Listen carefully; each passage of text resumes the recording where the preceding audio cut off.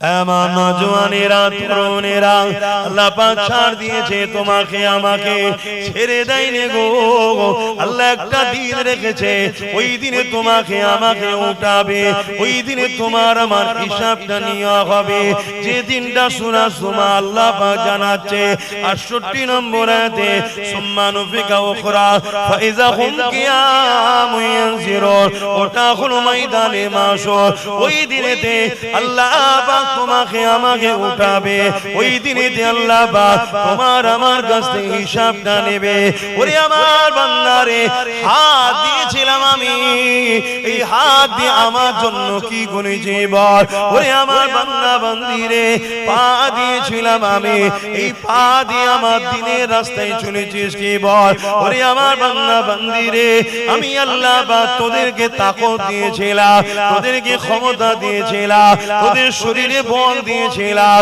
বল বান্দা আমি আল্লাহ আমার দিনের জন্য ক্ষমতাকে কাজে লাগিয়েছিলিস কি বল এ যুবকেরা তরুণেরা বাপেরা মনে রাখবেন আল্লাহ ছাড় দিয়েছে বলে তোমাকে আমাকে ছেড়ে দিয়েছে এটা মনে করো না আল্লাহ একটা দিন রেখেছে ওই দিনে তোমার আমার হিসাবটা নেবে বান্দা আমার দিয়ে হাত দিয়ে এই জন্য দিয়েছিলাম গরিবদেরকে সাহায্য করবে আমি আল্লাহ হাত দিয়েছিলাম হালাল ইনকাম করবে আমি আল্লাহ হাত দিয়েছিলাম এতিম গরিব মিসকিন বিধবাদের সাহায্য করবে আমি আল্লাহ হাত দিয়েছিলাম এই হাত দিয়ে আমার কোরআনকে ধরবি আমি আল্লাহ হাত দিয়েছিলাম এই হাত দিয়ে আমি আল্লাহ আমার কাছে তোদের প্রয়োজনের জন্য দোয়া চাইবে ওরে আমার বান্দা বান্দিরে আমি আল্লাহ হাত তোদেরকে দিয়েছি মসজিদ বানাবার জন্য আমি আল্লাহ হাত দিয়েছি মসজিদের দুশমনদের বিরুদ্ধে লড়াই করার জন্য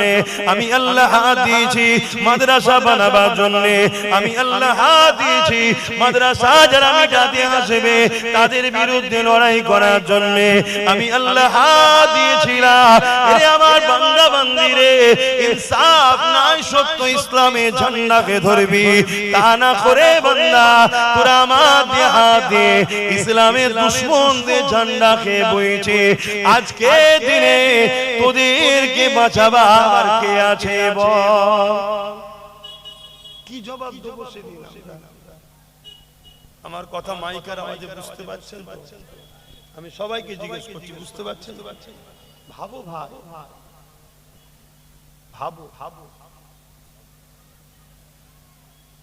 এই জন্যই তো মাহফিল গুলো করা হয় যে ভুল হয়ে যায় আলোচনা করো বারবার শুনে শুনে যদি পরিবর্তন হয় গতকালকেই আমি এখান থেকে যাচ্ছিলাম তোমরা সম্ভবত গজলের কোন অনুষ্ঠান রেখেছি আমি জানি না যারা গজল গাইতে এসেছিল তবে এটা জানি গজলের নামে ইসলামকে ধ্বংস করতে একদল লোক আবার নেমেছে গতকাল কি কারা ছিল আমি জানি না কেন আমি তো রানিং এ যাই কথা বুঝে একটু দেরি হয়ে গেলে নোয়েলটি ছেড়ে দেবে জামে পড়ে যাব তাই নেবে খাওয়া দাওয়ার কোনো খেয়াল থাকে না তাড়াতাড়ি চল কেন ঘুমোতে হবে রেস্ট নিতে হবে ফজর বেলা উঠতে হবে আল্লাহ দিয়েছে আল্লাহ মিটিয়েও দিতে পারে তাহলে আল্লাহকে তো স্মরণ রাখতে হবে কিন্তু এটা বলবো গজলের নামে আজকাল ইসলামকে ধ্বংস করতে একদল লোক বেরিয়েছে অনেক গজল হচ্ছে দেখছি সেই গজলের মঞ্চটাকে মেম্বারটাকে ফাংশনের মেম্বারের মতো করে ফেলছে হাসছে এ আর কি টনটিটকিরি করছে আবার অনেক জায়গায় দেখছি মেয়ে ছেলে পর্যন্ত স্টেজে উঠে পড়ছে আমি জানি না কতটা ছিল কারা যারা শরিয়ত সম্মতভাবে গজল গাইবে অবশ্যই গজল ভালো জিনিস এতে নবীর প্রেম পয়দা হয় রাসূলুল্লাহর পক্ষে নাত হবে আল্লাহর পক্ষে হামদ হবে ভালো জিনিস খারাপ কি আছে কিন্তু ওই গুণকে সামনে রেখে একদল ইসলামের চক্রান্তকারীরা ইসলামকে আবার মিটাচ্ছে এটাকেও আমাদের হুঁশ রাখা দরকার কেন অনেক কষ্টের বিনিময়ে ইসলাম এসেছে যদি সাহাবা হুজুর এই কষ্ট সহ্য করতে না পারি ছেড়ে দিতে ইসলাম পেতেন আপনারা ইসলাম বলে তারা জীবন পর্যন্ত দিয়েছে কিন্তু ইসলাম ছাড়েন তাদের সন্তান এতিম হয়েছে তাদের পরিবার বিধবা হয়েছে মা সন্তান হারা হয়েছে এই ইসলামের জন্য। আজকে সেই ইসলামকে খেলা করলে, ইসলামের যদি উপকার করতে নাও পারে মাথায় তো রাখা দরকার আমার দ্বারা ক্ষতি না হয়ে যায়। জলসা মাহফিল যদি দিতে নাও পারি কমসে কম জলসা দিয়ে যেন ইসলাম বিরোধী কাজ না করে ফেলি, এটাও তো মাথায় রাখা দরকার। কারণ আজকাল অনেক জায়গায় জলসা হয় মেলার মতো, বিভিন্ন ফাংশন, দোকান, লাগতদুলনা, মনোহারি, আরো কি না বসে, অনেক জায়গায় হয় না। এটা কি ইসলামের উপকার হচ্ছে মনে হয়? অবাধে ছেলে মেয়ে একসাথে ঘুরছে, চোখের জেনা, কানের জেনা, নফসের জেনা, কত জেনা হচ্ছে না? তাহলে ধর্ম জেনা শিখায় না, জেনা থেকে রুকায়। ধর্মের নামে যদি জেনা করা হয় তাহলে আল্লাহ ছেড়ে দেবে?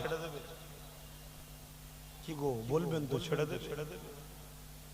তাতে মনে হয় জলসা যদি নাও দিত মনে হয় ধরা পড়তো না। অনেক কষ্টের বিনিময়ে ইসলাম। এমনও দিন গেছে আল্লাহ নবী তিন দিন পেটে পাথর বেঁধে কাটিয়েছে। এমনও দিন গেছে আল্লাহ নবী জালিমদের জুলুমে পাহাড়ে পর্যন্ত চলে যেতে হয়েছে। এমনও দিন গেছে আল্লাহ নবীকে নিজের মাতৃভূমি ছেড়ে দিয়ে আসি মদিনায় চলে যেতে হয়েছে। কি জন্যে?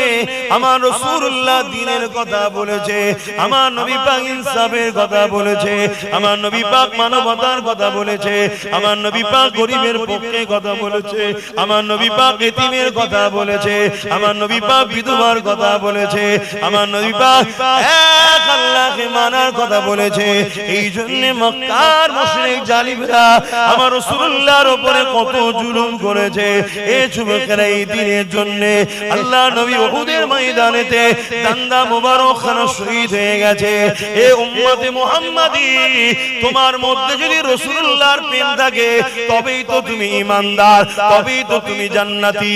তোমার মধ্যে যারা পরিমাণ যদি নবীর প্রেম থাকে একবার বুকে হাত দিয়ে বলো এই দিনের জন্য আল্লাহ নবীর দান্দা মুবারক শহীদ হয়ে রাসূলুল্লাহ চেহারা রক্তাক্ত হয়ে গেছে। একবার বলো তোমার রাসূলুল্লাহ এই দিনের জন্য তায়েফের জমিনে মার খেয়ে কেন চৈতন্য হয়ে রক্তাক্ত হয়ে পড়েছিল। একবারও কি তোমার দিলে ব্যথা হয় না? একবারও কি তোমার মন সাড়া দেয় না? একবারও কি তোমার দিল কাঁদে না? আরে আমার রাসূলুল্লাহ এই দিনের জন্য কত কষ্ট করেছে। আমি সেই নবীর উম্মত হয়ে দিনে যদি উপকার করতে নাও পারি, দিনে যেন ক্ষতি না হয়ে যায় আমার দ্বারা, এটা একবার ভাবা দরকার। উম্মত হিসাবে তোমার আমার আছে না নাই? আমি মাঝে মাঝে দাদা হুজুরের মাজারে যখন যাই, আগে তো প্রায় যেতাম, আগে রোজ যেতাম, এখন তো দোয়া পেয়ে গেছি ওই জন্য অত যেতে পারিনি, এত ব্যস্ত হয়ে গেছি। মাঝে মাঝে যখন ঘরে ফিরি তখন মনে হয় যে কি ব্যাপার, বেটা কি রাগ করলো নাকি, আর যেতে পারছি না কেন, এত ব্যস্ত হয়ে গেছি। আজকেও জলসাই তাড়াহুড়ো করে কোন রকম ভাবে ছুটে এসে প্রথম জলসা ধরলাম।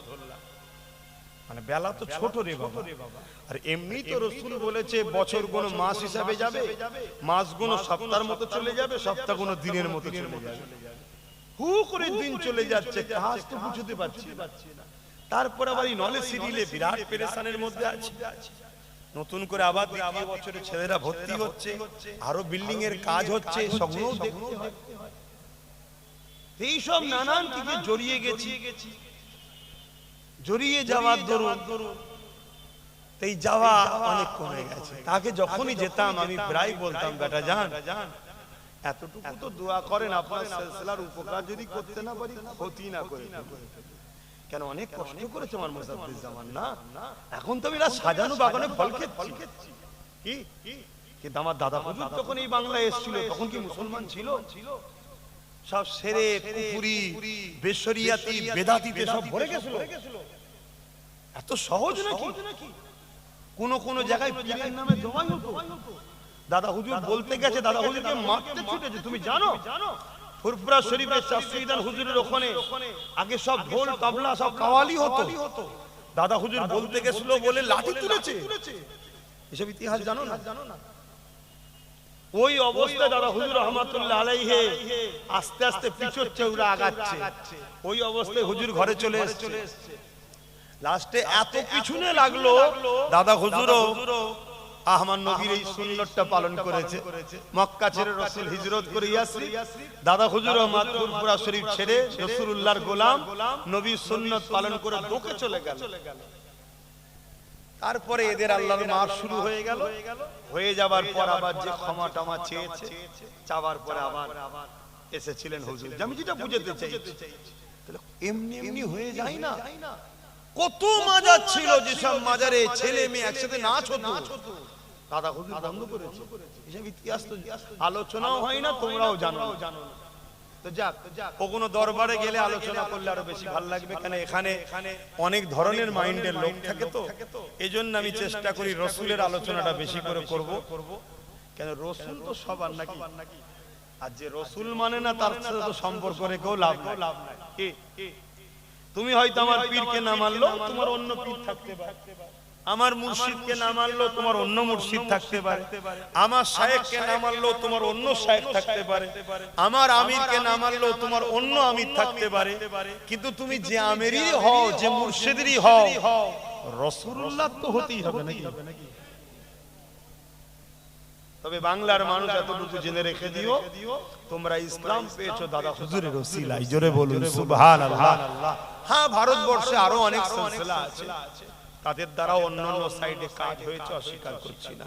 কিন্তু পূর্ব ভারতের মানুষ দাদা হুজুরের ওসিলায় ইসলাম পেয়েছে। তো যেটা আমি বলতে চাইছি, আমি হুজুরকে যে আল্লাহর ওলিরা মরা না জিন্দা, একটু বলবেন তো? জিন্দা। আল্লাহর কোরআন বলছে তারা জিন্দা। শুধু জিন্দা নয়, আল্লাহ তাদের কবরে রিজিকও দেয়, তারা খায়। জোরে বলুন সুবহানাল্লাহ। কোরআন কথা মানবেন না? কোরআন। আর দাদা হুজুর তো শুধু ওলি নয়, ওলিদের বাদশা ছিলেন। জোরে বলুন সুবহানাল্লাহ। আকাশে যেমন কোটি কোটি তারা, চাঁদ একটা, কোটি কোটি তারা, চাঁদ একটা। তো কোটি কোটি তারার মাঝে যেমন চাঁদের ইজ্জত, কোটি কোটি ওলির মাঝে জবান আর মুজাদ্দিদের ইজ্জত। জোরে বলুন সুবহানাল্লাহ। আসেন ভাইরা, যে কথা আলোচনা করছিলাম, আল্লাহ নবী জীবনে কত কষ্ট করেছে তোমাকে আমাকে এক আল্লাহকে চিনাবে বলে।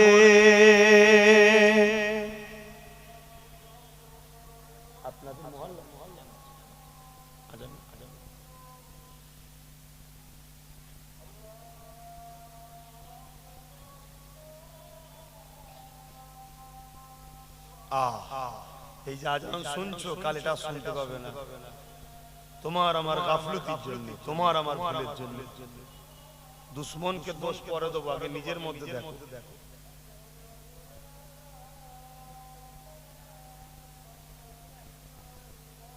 আশহাদু আল্লা ইলাহা ইল্লাল্লাহ।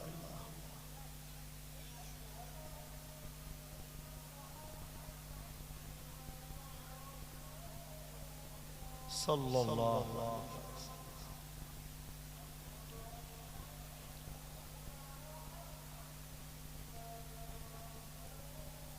সাল্লাল্লাহু আলাইহি কুররাত আইনা বিকা ইয়া রাসূলুল্লাহ।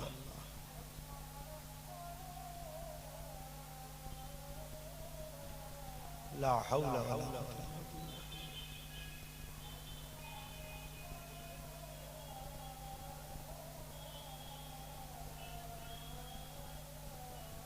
لا حول ولا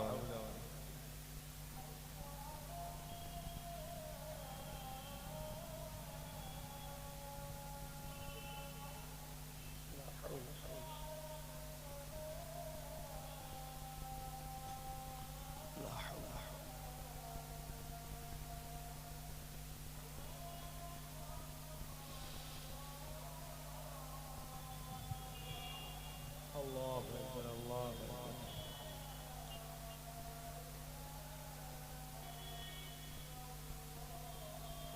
اللهم رب هذه الدعوة التامة والصلاة وآت محمد الوسيلة الفضيلة درجة الرب وأرسله مقام محمد الذي وعدته وارزقنا الشفاعة إنك لا تخلف. لا إله إلا दुरूद शरीफ अल्लाहुम्मा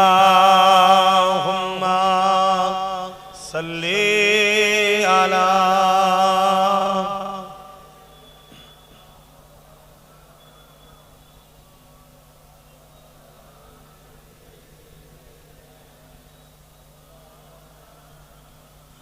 रातें भी मदीने की, बातें भी मदीने की, रातें भी मदीने की, बातें भी मदीने की,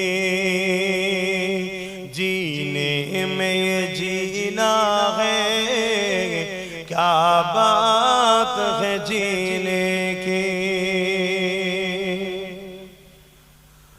अरसा हो तैबा की जिस गलियों से गुजरे, अरसा हो तैबा की जिस गलियों से गुजरे, इस वक्त भी गलियों से खुशबू है पसीने की।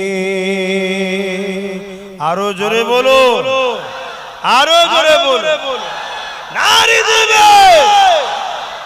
আল্লাহ কত মহান, আল্লাহু আকবার।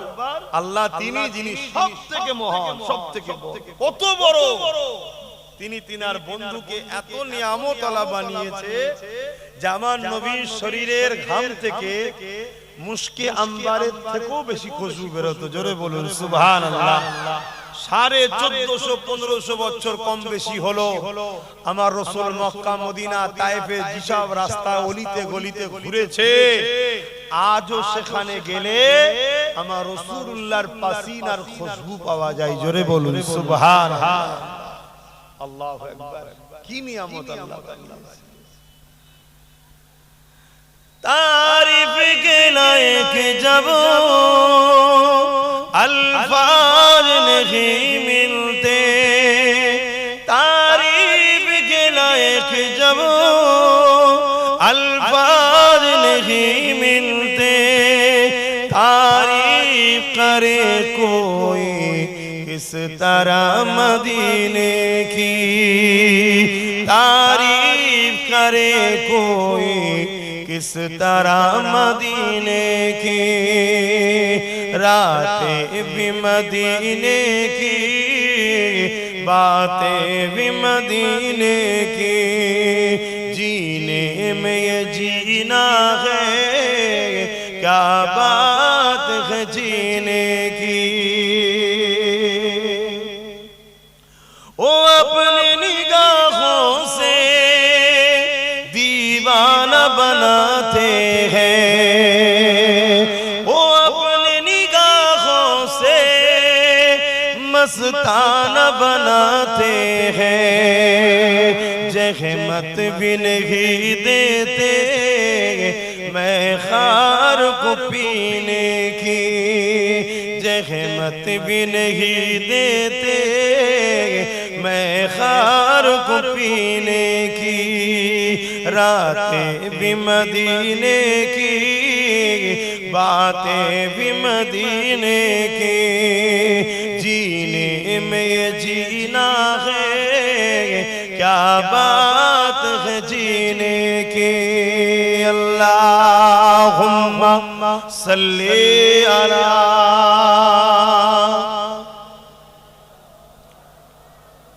वला आले।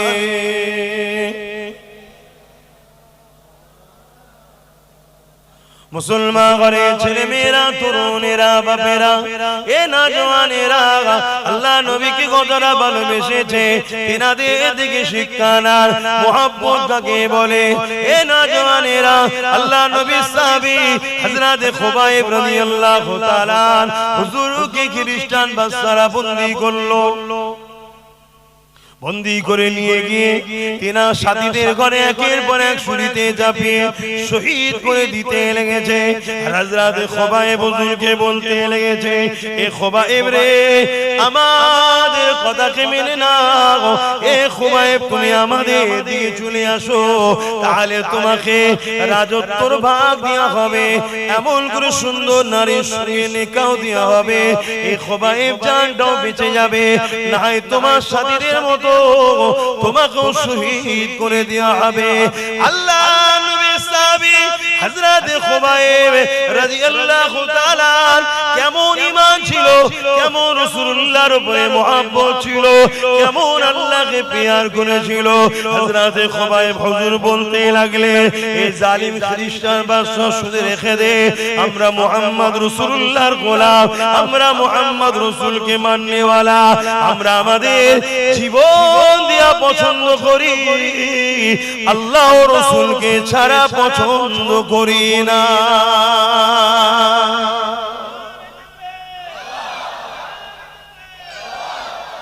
আমরাই তো সেই উম্মত, তেনারাও তো রাসূলের উম্মত ছিলেন, আমরাও তো সেই উম্মত। আজকে আমাদের অবস্থা কি? এক কাপ চায়ে তো উম্মত বিক্রি হয়ে যাচ্ছে, 500,000 টাকা তো উম্মত বিক্রি হয়ে যাচ্ছে। ভাবো, আর আমাদের কাঁধের উপরে বন্দুক রেখে জালিমরা আমার ইসলামকে গুলি করছে, আমার রাসূলুল্লাহর শানে গুস্তাখি করছে, আমার কোরআনের শানে গুস্তাখি করছে, আর আমরা তাদেরকে কাঁধ দিয়েছি ব্যবহার করো। আল্লাহ ছেড়ে দেবে আমাদেরকে? মনে রেখে দিও, ইসলামকে মিটাবার চেষ্টা যুগে যুগে অনেক জালিম করেছে, যারাই করেছে আল্লাহ তাদের সঙ্গে দুই ধরনের ব্যবহার করেছে, এক ফেরাউন নমরুদের মতো মিটিয়ে দিয়েছে, আর না হয় ওমর ফারুকের মতো দ্বীনের খাদেম বানিয়ে দিয়েছে। জোরে বলুন সুবহানাল্লাহ। কিন্তু ইসলামকে কেউ মিটাতে পারেনি, আর আগামী তো জোরে বলুন। কিন্তু যে জিনিস মিটান নয় তার সাথে যদি আমরা জুড়ে থাকি আমরাও মিটব না, আর আমরা যদি আলাগ হয়ে থাকি আমরা মিটে যাব, ইসলাম রয়ে যাবে। আপনার যদি ধারণা হয় যে আমরা চলে গেলে তাহলে ইসলাম মানবে কে, এইটাই তো জালিমদের ধারণা। এই জন্য তোমাদেরকে আমাকে ইসলাম থেকে সরাচ্ছে, তারা ভাবছে এদেরকে সরিয়ে দিয়ে ইসলাম শেষ হয়ে যাবে। জালিমরা জানে না বাবরি মসজিদে যে প্রথম আঘাত করেছিল আল্লাহ তাকেই ঈমানের কলেমা পড়িয়ে 100টা মসজিদ তার দ্বারা করাচ্ছে। বলুন সুবহানাল্লাহ। জালিমরা জানে না যে বুশ বলেছিল আমেরিকা ইসলাম রাখবো না, সেই বুশের কন্যাকেই আল্লাহ ইসলাম কবুল করিয়ে কোরআনের হাফেজা বানিয়ে দিয়েছে। জোরে বলুন সুবহানাল্লাহ। তুমি আমি যদি মনে করি আমরা চলে গেলে ইসলাম চলে যাবে, এটা ধারণা ভুল। আল্লাহ নতুন নতুন লোককে তৈরি করে দেবে, তাদের দিলে ইসলামের মহব্বত ভরিয়ে দেবে। একটা নিয়ামত দিয়েছে আল্লাহ আমাদেরকে, দায়িত্ব, দেখ আমার ইসলামকে দেখ। যদি আমরা না দেখি আল্লাহ কেড়ে নেবে আমাদের থেকে, অন্য কাউকে দায়িত্ব দিয়ে দেবে, আমাদেরকে মিটিয়ে দেবে।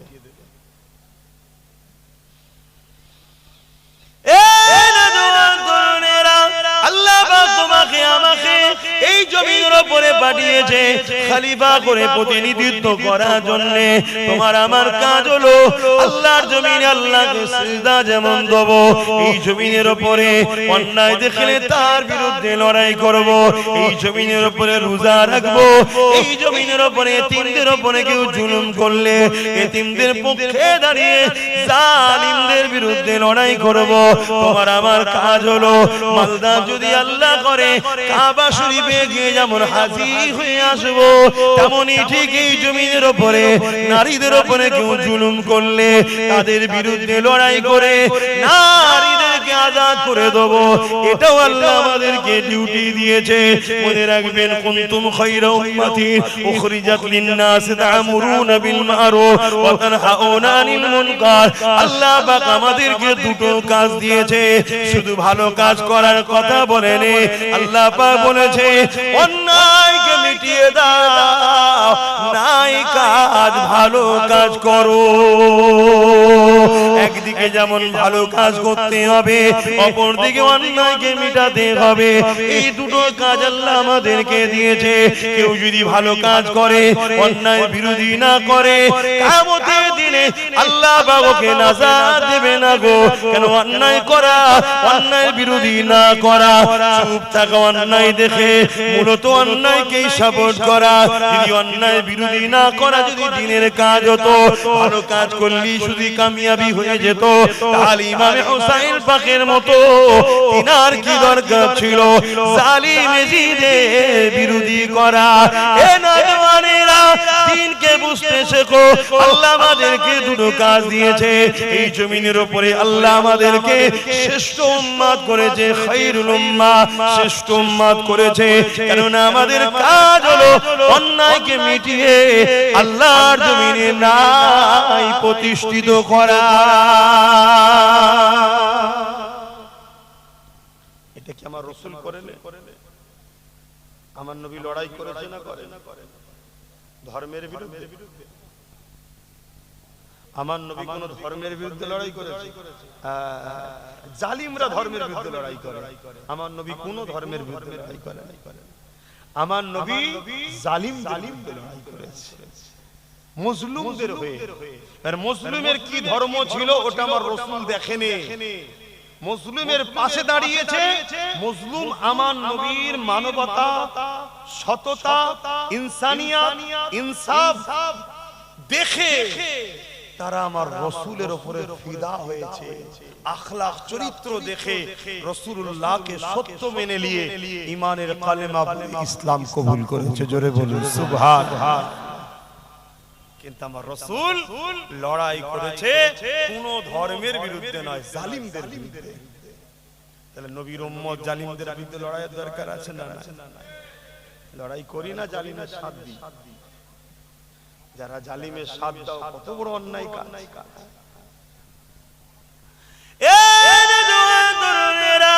আল্লাহ নবীর কথা বলছিলাম। এই দিনের জন্য রাসূলুল্লাহ তায়েফের জমিনে রক্তাক্ত হয়েছে। এই দিনের জন্য রাসূলুল্লাহ মাতৃভূমি মক্কা ছেড়ে দিয়ে ইয়াসরিব মদিনায় চলে যেতে হয়েছে। নবীর উম্মত হয়ে সেই দিনের উপরে দয়া কোথায় তোমার আমার? নবীর উম্মত হয়ে সেই দিনের উপরে মহব্বত তোমার আমার কোথায়? এ নওজওয়ান তরুণেরা, বাপেরা, আমাকে তোমাকে আমাকে জানতে হবে। আল্লাহ পাক তোমাকে আমাকে বিভিন্ন দিক দিয়ে পরীক্ষা নেবে। যে কথা বলতে গিয়ে প্রথমে চলে গেলাম, হযরতে মা সাত্তাম্মাকে পরীক্ষা নিয়েছিল। হযরতে মা সাত্তাম্মার কথাটা বলেনি। যখনই ফিরাউনের কানে খবর চলে গেল মা সাত্তাম্মা আর মুসা নবীজি আল্লাহর প্রচার করে, সেই আল্লাহকে মানে, আমি ফিরাউন আমাকে মানে না। ওই সময় ফিরাউন কি করলো? হযরতে মা সাত্তাকে ডাক দিল, এ মা সাত্তারে, শুনলাম তুমি নাকি আমাকে খোদা বলে মানো না, তুমি নাকি মুসা যে খোদার প্রচার করছে সেই খোদাকে মানো। হযরতে মা সাত্তা চিন্তা করছে, আমি যদি সত্য কথা বলি এই জালিম আমাকে জানে মেরে দেবে। আমার স্বামী নাই, তিনটে ছোট ছোট বাচ্চা রয়েছে, মারা গেলে এই বাচ্চাদের কি হবে? আর যদি আমি মিথ্যা বলি, আমার আল্লাহ পাক মিথ্যা কথা বলতে নিষেধ করেছে। আমি কেমন আল্লাহকে মানলাম, আল্লাহর কথা মান্য করব? হযরতে মা সাত্তাও ঠিক করে নিল, আমার জান চলে যায়, চলে যাবে, আমার বাচ্চাদেরকে তিনি দেখবে যিনি হলেন আল্লাহ। আমার থেকে অনেক বেশি অভিভাবক গার্জেন হলেন আমাদের আল্লাহ।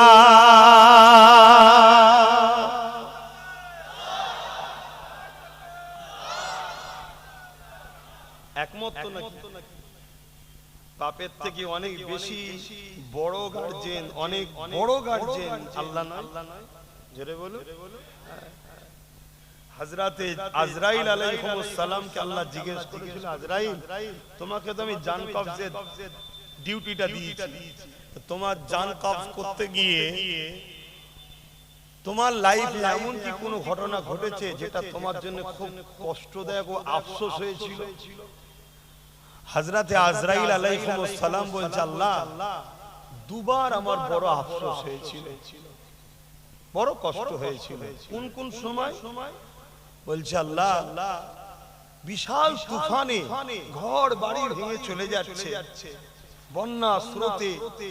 ওই সময় আপনার এক বান্দি গর্ভে সন্তান ছিল, একেবারে টাইম হয়েছে সন্তান হবার, ব্যথা উঠেছে, সেও পানির স্রোতে ভেসে যেতে যেতে একটা কাঠকে আপনি সাহারা করে দিয়েছিলেন, ওই কাঠটাকে ধরে সেই স্রোতে ভেসে ভেসে যাচ্ছিল। এমন সময় ওই অবস্থাতেই ওই বান্দির সন্তান হয়, তাকে আপনি ক্ষমতা দেন। সে মা এক হাতে কাঠ ধরেছে, এক হাতে নিজের নবজাত পোষ্যওয়ালা সন্তানকে হাতে করে নিয়ে ওই কাঠের উপরে শুইয়ে দিয়ে এই অবস্থায় ভেসে ভেসে যাচ্ছিল। আর আপনি বলেছিলেন আজরাইল ওই মাটার জানটা কবজ করলাম। হায় আমার আল্লাহ, তোমার পরীক্ষা বোঝে কে? তোমার পরীক্ষা বোঝে কে? আল্লাহ আমার তখন খুব কষ্ট হয়েছিল, কিন্তু আপনার হুকুম, আপনি যেটাই করেন ভালোর জন্য করেন, আমরা বুঝি না। জানটা কবজ করে নিলাম। ওই অবস্থায় বাচ্চা পানিতে ভেসে চলে গেল। আল্লাহ বলছে আজরাইল সেই বাচ্চার খবর কি তুমি জানো? বলছে না আল্লাহ আমি জানি না। সে বাচ্চা কি বেঁচে আছে তুমি জানো? না আল্লাহ জানি না। তা বলো দ্বিতীয় কি হয়েছে কষ্ট? বলছে সাদ্দাত অনেক স্বপ্ন নিয়ে আপনার সঙ্গে পাল্লা নিয়ে জান্নাত তৈরি করেছিল, আপনার সঙ্গে পাল্লা নিয়ে জান্নাত করেছিল, সমস্ত ধন দৌলত লাগিয়ে জান্নাতকে সাজিয়েছে, ঘোড়ার পিঠে চেপে বা জান্নাতে যাচ্ছে, ঢুকবে। এমন সময় ঘোড়ার প্রথম পাটা জান্নাতের ভেতরে ঢুকেছে, মানে সাদ্দাতের বানানো। আপনি বলেছেন আজরাইল দ্বিতীয় পা জান্নাতের ভেতরে ঢুকার আগে ওর জানটা কবজ কর। আমার বড় আফসোস হয়েছিল, এত সব করে করলো, শয়তানটা দেখা হবে না জান্নাতটা। আমি ওই অবস্থায় তার জান কবজ করেছিলাম। আল্লাহ বলল আজরাইল শোনো, মায়ের জানটা কবজ করেছি আমি, সেই বাচ্চা কোথায় তুমি জানো না। ওই তুফানের মধ্যে ওই বাচ্চাটাকে আমি আল্লাহ নিজের কুদরতি ক্ষমতা দিয়ে তাকে বাঁচিয়েছি, তাকে বড় করেছি এবং পৃথিবীর শক্তিশালী রাজা বানিয়েছি, যার নাম হলো ওই সাদ্দাত। শুনছেন কি বলছি? ওকে আমি মা করে নিয়েছি, কিন্তু ওই প্লাবন থেকে আমি বাঁচিয়েছি, ওকে আমি বড় করেছি, ওকে আমি এত বড় করেছি পৃথিবীর ধন দৌলত ওর কদমেতে দিয়েছি, ওকে রাজত্ব দিয়েছি, কিন্তু বদমাইশ আবার আমারই বিরুদ্ধে গেছিল। শুনছেন? তাহলে আমার আল্লাহ তিনি যদি ওই মুহূর্তে একটা সন্তানকে বাঁচিয়ে বড় করে লালন পালন করে তাকে রাজাও বানাতে পারে, সেই আল্লাহ কি আমাদের বাচ্চাদের জন্য অভিভাবক গার্জেন হিসেবে উপযুক্ত নয়? জোরে বলো। আমাদের আব্বাজান হযরত ইব্রাহিম আলাইহিস সালাম যখন আম্মাজান হাজেরা হুজুর আর ইসমাইল আলাইহিস সালামকে সেই মরুভূমি যেটা আজকে মক্কা, ওই জায়গায় যখন রেখে আসে তখন কাবা ছিল না, কোনো লোকালয় ঘর ছিল, শুধু মরুভূমি, বালি আর কাঁটাযুক্ত গাছ, পানি ছিল না, খাবার ছিল না, লোক ছিল না। ওই সময় যখন ইসমাইল আলাইহিস সালামকে ছেড়ে দিয়ে হযরতে আম্মা হাজেরা হুজুরকে ছেড়ে দিয়ে যখন ইব্রাহিম নবী চলে আসছে, আম্মা হাজেরা জিজ্ঞেস করেছিল আমার প্রাণের স্বামী আপনি যাচ্ছেন কোথায়? ইব্রাহিম আলাইহিস সালাম বলেছিলেন হাজেরা তুমি আর বাচ্চা এখানে থাকবে, আমি চলে যাচ্ছি। আম্মা হাজেরা বলেছিলেন এটা আপনার ইচ্ছা না আল্লাহর হুকুম। দেখেন নেকবখত নারী কারা হয়, এটা আপনার ইচ্ছা না আল্লাহর হুকুম। ইব্রাহিম আলাইহিস সালাম বলেছিলেন আল্লাহর ইচ্ছা এটা যে আপনাকে আর ইসমাইলকে এখানে রেখে যেতে হবে। আম্মা হাজেরা তখন কি বলেছিলেন? আপনি যান নিশ্চিন্তায়, যখন জেনে গেছি আল্লাহর হুকুম, আপনার থেকে অনেক বেশি সাহায্যকারী যিনি তিনি হলেন আল্লাহ। জোরে বলুন সুবহানাল্লাহ, আরো জোরে বলুন সুবহানাল্লাহ। আম্মা মা সাত্তাও বলছে যে আমি মিথ্যা বলবো না। এ বাচ্চাদেরকে সাহায্য যিনি করবেন তিনি কে? হযরত আম্মা জান মা সাত্তা যখন বলল, এ ফিরাউন রে, যা শুনেছেন সত্য শুনেছেন, লা ইলাহা ইল্লাল্লাহ, মুসা কালিমাতুল্লাহ, মুসা নবীর কথা মেনে নিয়েছি, আল্লাহকে আল্লাহ বলে মেনে নিয়েছি। এ ফিরাউন, আমি মা সাত্তা আপনাকে বলি, আপনিও সেই আল্লাহর উপর ঈমান নিয়ে আসেন যিনি আপনাকে রাজত্ব দিয়েছে। ফিরাউন রেগে লাল হয়ে গেল। ফিরাউন সৈন্যদেরকে হুকুম করে দিল, একটা বিশাল কড়া জোগাড় করো, ওই কড়াতে তেল দাও এবং তলাতে আগুন জ্বালিয়ে দাও।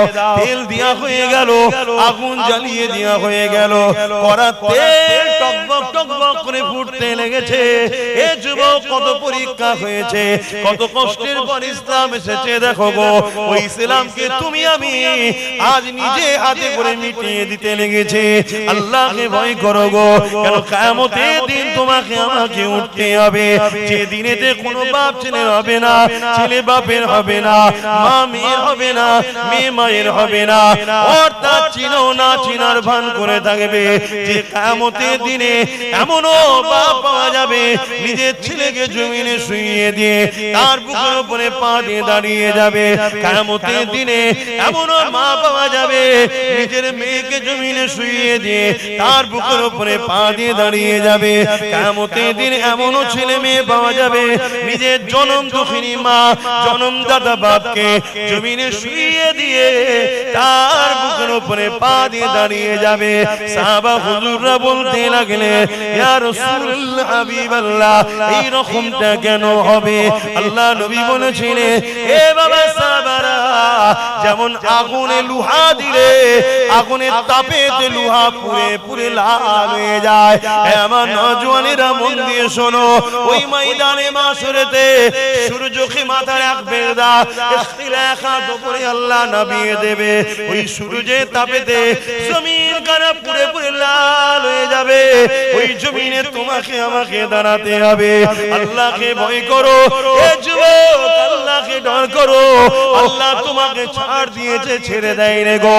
চারিদিকে দেখো, তোমার আমার মা বোনেদের ইজ্জত লুটছে, তোমার আমার ভাই বোনকে খুন করছে, তোমার আমার যুব সমাজকে মিথ্যা গ্যাজার কেস দিয়ে এই জালিম নেতা কোন জেলে ভরে দিয়েছে। এত কিছু করার পরে আজকে এই জালিমেরা আমার ওয়াকফকে নিয়ে নিতে চাইছে, আমার মসজিদকে ভেঙে দিচ্ছে, আমার মাদ্রাসাকে ভেঙে দিচ্ছে, আমার কবরস্থানকে ভেঙে দিচ্ছে, আমার ঈদগাহকে দখল করে নিচ্ছে। আমার মাদ্রাসায় নাকি জঙ্গি সন্ত্রাস তৈরি হয়, নানা রকম মিথ্যাচার করছে। এর একটাই কারণ, এই উম্মতে মুহাম্মাদি, তুমি আমি আজ ঘুমিয়ে রয়েছি, তুমি আমি নেশাতে ডুবে রয়েছি। গানের নেশা, যাত্রার নেশা, মদের নেশা, লটারির নেশা, জুয়ার নেশা, বেঈমান চরিত্রহীন নেতাদেরকে জিতাবার নেশা, তুমি আমি ব্যস্ত রয়েছি। এদিকে তোমার আমার পিছনে ইসলামের দুশমনেরা, তারা ইসলামকে মিটাতে লেগেছে। আল্লাহকে ভয় করো, ওই কিয়ামতের দিনে আল্লাহ পাকের কাছে কি মুখটা দেখাবে একটু ভাবো। এখনো সময় আছে, এক হয়ে যাও, ঐক্যবদ্ধ হও। নবী বংশের আওলাদ হিসেবে বলছি, সাথ দাও আমার, ঐক্য হও, এখনো সময় আছে। যেদিন আমাদের সংখ্যা কম ছিল সেদিন আমাদের বিজয় হতো, আজকে সংখ্যা বেশি, আমরা বারবার হারছি। কেন? আমাদের মধ্যে গাদ্দার ঢুকে গেছে। সেই গাদ্দার গুলোকে চেনো। যারা তোমাদেরকে মসজিদে ডাকছে এরা তোমাদের প্রকৃত বন্ধু, যারা তোমাদেরকে মাদ্রাসার জন্য ডাকছে এরা তোমাদের প্রকৃত বন্ধু, যারা তোমাদেরকে গান, যাত্রা, ফাংশন, নেশা, খারাপ চরিত্র হয়ে যায় এমন কাজ থেকে যারা তোমাদেরকে ডাকছে, যেও না যেও না যেও না, এরাই তোমাদের প্রকৃত বন্ধু। কিন্তু তোমরা তো এদেরকেই দুশমন মনে করছো। আর তাদের পাল্লায় তোমরা পড়ে যাচ্ছ যারা তোমাদেরকে খেলা মেলায় জড়িয়ে ওখানে নেশাতে জড়িয়ে রেখে দিয়েছে, আর পিছনে তোমার আমার মা বোনেদেরকে লুটছে যারা। খেয়াল করে দেখো, সারা দুনিয়া জুড়ে তোমাকে আমাকে শেষ করা। এ নওজওয়ানেরা, এ মানবী বাগে প্রেমিকেরা, ময়দানে মাশহুরটা তো ভয়ানক হবে। আল্লাহ পাক হযরত জিবরাইল আলাইহিস সালামকে বলবে, এ জিবরাইল আমার জাহান্নামকে নিয়ে এসে আমার আরশে বাপাশে বেঁধে দাও। ৭০,০০০ জিঞ্জির দিয়ে জাহান্নামকে বাঁধা হবে। এক একটা জিঞ্জিরে ৭০,০০০ করে ফেরেশতা ধরে রাখবে, তথাপিও জাহান্নামকে ধরে রাখতে পারবে না। লম্বা লম্বা শিখা বার করে গুনাহগার দিয়াকে ধরতে যাবে। এ আমার যুবকেরা, ওই দিনে তোমার কোনো দাদাকে পাবে না, ওই দিনে তোমার কোনো দিদিকে পাবে না, ওই দিনে তোমার কোনো নেতা নেত্রীকে পাবে না, ওই দিনে কেউ তোমার আমার সাথ দেবে না। নিজের বাপ ছেলে হবে না, ছেলে বাপের হবে না, মা মেয়ের হবে না, মেয়ে মায়ের হবে না, অন্য তাহলে কে হবে? ওই দিনে একমাত্র একজন জিনার জবানে বেরোতে লাগবে, ইয়া রাব্বি হাবলি উম্মতি উম্মতি উম্মতি। তিনি অন্য কেউ না, যিনি আজ রওজা মুবারকে তোমার আমার জন্য কাঁদতেছে, ইয়া রাব্বি হাবলি উম্মতি উম্মতি উম্মতি। যিনি তোমার আমার জন্য দুনিয়ার জীবনে কত মার খেয়ে যে কষ্ট করেছে। এ যুবকেরা, যিনি তোমার আমার জন্য প্রিয় হুসাইনকে কারবালায় শহীদ করিয়েছে, যিনি তোমার আমার জন্য আজ রওজা মুবারকে কাঁদতেছে, উম্মত হিসাবে সেই রাসূলুল্লাহ দ্বীনের জন্য কবে তুমি লড়াই করবে? দুনিয়ার বেঈমান নেতার জন্য তুমি লড়াই করতে পারলে, নিজের কওমের ভাইয়ের বিরুদ্ধে কেস করতে পারলে, নিজের কওমের ভাইয়ের ঘর ভাঙতে পারলে, নিজের কওমের ভাইকে মেরে দিতে পারলে। এ যুবক, যে কোনো তোমাকে জাহান্নামে নিয়ে যাচ্ছে, অথচ রাসূলুল্লাহ দ্বীনের পক্ষে তুমি যদি লড়াই করতে, এই লড়াইয়ে তুমি যদি মারা যাও, আল্লাহ তোমাকে বেহিসাব জান্নাত দেবে। আর এই লড়াইয়ে তুমি যদি গাজী হয়ে যাও, দুনিয়া তো মাল পাবে, আখিরাতও জান্নাত পেয়ে যাবে। এ নওজওয়ান তরুণেরা, আগামী দিন কিন্তু বিশাল বড় লড়াই হবে। একদিকে থাকবে সন্ত্রাসীরা, একদিকে থাকবে জালিমরা, একদিকে থাকবে খুনিরা, একদিকে থাকবে চরিত্রহীনেরা, একদিকে থাকবে নারীদেরকে যারা শোষণ করে তারা, একদিকে থাকবে মানবতা বিরোধীরা, অপর দিকে মুহাম্মদ সাল্লাল্লাহু আলাইহি ওয়াসাল্লামের রেখে যাওয়া ইনসাফ ইনসানিয়াত মানবতা সভ্যতা নাই, গরীব দুঃখীদের পক্ষে দাঁড়াতে হবে। এ যুবক, তুমি কি পারবে ইমাম মেহেদী আলাইহিস সালামের সাথ দিতে? আজকে সেই নবীর বংশের ছেলে আমরা যখন তোমাদেরকে ডাকি, আসো আজকে জালিমদের বিরুদ্ধে লড়ি, তখন তোমরা তো আমাদেরই বিরোধী করতে লাগো।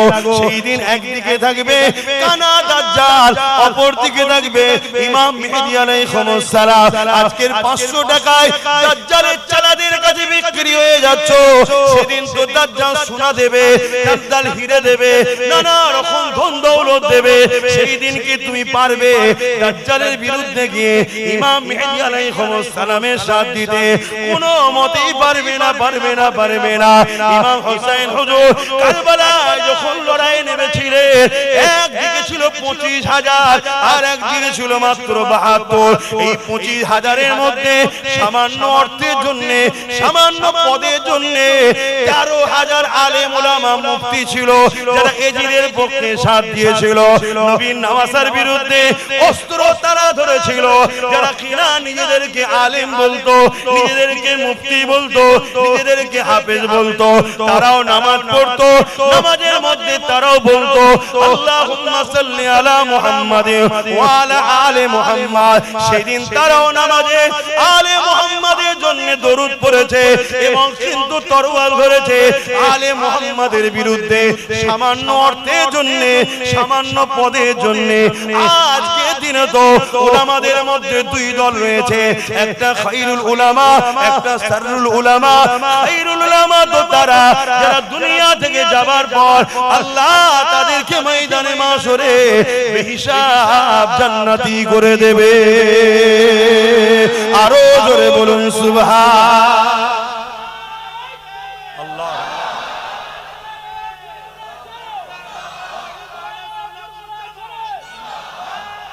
আল্লাহ। আজকেও সেই দুনিয়াদার আলেম আছে, আজকেও এজিদ আছে না? আমরা মনে করি কারবালা সেই দিন শুরু হয়েছে, না, সেই দিন কারবালার স্টার্টিং করেছেন ইমাম হোসেন পাক, আর কারবালার আখরি ময়দান হবে ইমাম মেহেদী আলাইহিস সালামের নেতৃত্বে। বিজয় আমাদেরই হয়, জোরে বলুন সুবহানাল্লাহ। সেদিন স্টার্টিং হয়েছে, বিজয় শেষ, আখরি ময়দান হবে ইমাম মেহেদী আলাইহিস সালামের নেতৃত্বে। এই এর বীজখানে কত ছোট ছোট কারবালা হয়ে গেছে, আজকেও চলছে। আজকে এজিদ আছে না? এজিদ তো একটা জালিমের নাম, অত্যাচারীর নাম, স্বৈরাচারীর নাম, বদমাইশের নাম, শরাবীর নাম, চরিত্রহীনের নাম এজিদ। আজকে যারা এই রকম যারা শাসক, এরা আজকের এজিদ।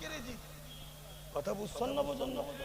তা আজকের এজিদের পক্ষ উলামা আছে, এজিদের বিরুদ্ধ উলামা আছে। আজকে এজিদের পক্ষ মুসলমান আছে, এজিদের বিরুদ্ধ মুসলমান আছে। দুই মুসলমান এক নয়। একটু বুঝতে হবে ভাই, যুবকরা বোঝো, ভুল করে সময় চলে যাচ্ছে। কি আজকে টাইম এখন ঘোড়ার থেকে আগে ছুটছে। বেঁধে রাখারও তো লাইন, হ্যাঁ, টাইমকে বেঁধে রাখা যায়? যায়। আমার রাসূল পাক সাল্লাল্লাহু আলাইহি সাল্লাম যখন মিরাজে গিয়েছিলেন, টাইম কিন্তু ওই জায়গায় রয়ে গিয়েছিল। জোরে বলুন সুবহানাল্লাহ। জানেন না? जान है मेरा नबी जहान की, बोलिए सुभान अल्लाह। जान है मेरा नबी জাহান কি। যখন জানি থাকে না তো জাহান চলবে না। এই যে ঘড়ি, এই ঘড়ির মধ্যে কাঁটা আছে তিনটে, আরো অনেক রকম মেশিন পত্র আছে, সব আছে, কিন্তু ব্যাটারি যদি না থাকে চলবে? ধরুন চলতে চলতে ঘড়িটা 7:35 এসেছে আর ব্যাটারিটা বার করে নেওয়া হয়েছে, কোন জায়গায় দাঁড়িয়ে থাকবে? 7:35। ব্যাটারি যখন লাগানো হবে চালু হবে কোন জায়গা থেকে? 7:35 থেকে। আমার রাসূল যখন দুনিয়ার জগৎ থেকে বেরিয়ে চলে গেলেন, যেটা যেখানে দাঁড়াবার ওয়াক্ত টাইম সব দাঁড়িয়ে গেল। কেন? মূলটা জমিন থেকে চলে, জান চলে গেছে। কথা বুঝে আসছে? আবার রাসূল যেই আসলেন ওই টাইম থেকে আবার শুরু হলো। জোরে বলুন সুবহানাল্লাহ। কি নিয়ামত করেছে আমার জামাকে। যুবক সেই নবীকে ভালোবাসে, পিয়ার। আর যারা নবীকে ভালোবেসেছে তারা নবীর জন্য সব কুরবান করেছে, জানটাও কুরবান করে দিয়েছে। কি মহব্বতের কথা আমরা বলি। মহব্বত যারা করেছে হযরত আবু বকর সিদ্দিক রাদিয়াল্লাহু তাআলা সেই সময়ে আমার রাসূল পাক সাল্লাল্লাহু আলাইহি সাল্লামের কদম মোবারকে দ্বীনের জন্য, ইসলামের জন্য, রাসূলের জন্য 400 কোটি টাকা দান করেছে ইসলামের জন্য। ভাবতে পারছেন? আজকে হলে একটা দুটো দেশ কিনে লিয়া যাবে, কি যাবে না? যাবে না। আর আমার কওমেরই অনেক ভাই সেই সিদ্দিক আকবরের আওলাদদের ঘরে আবার ভিখারির বাচ্চা বলছে, আছে না? অনেকে তো আবার রাসূলুল্লাহদের নবীদের ঘরেও ভিখারির বাচ্চা বলে ফেলছে। বলুন নাউযুবিল্লাহ। অসুবিধা হচ্ছে?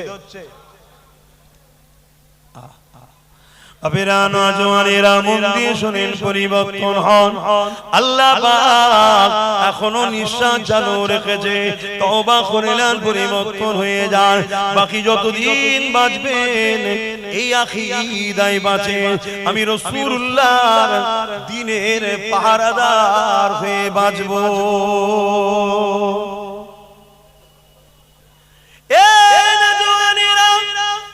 কারো গদিকে বাঁচাবার জন্য আমরা দুনিয়া আসিনি, কারো ঠিকা আমরা নিয়ে বসে নেই।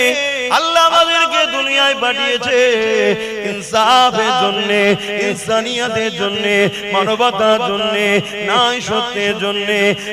যারা ন্যায়ের পক্ষে থাকবে তাদের সঙ্গে আমাদের সাথ দিয়ে ন্যায়কে আরো আগিয়ে নিয়ে যেতে হবে।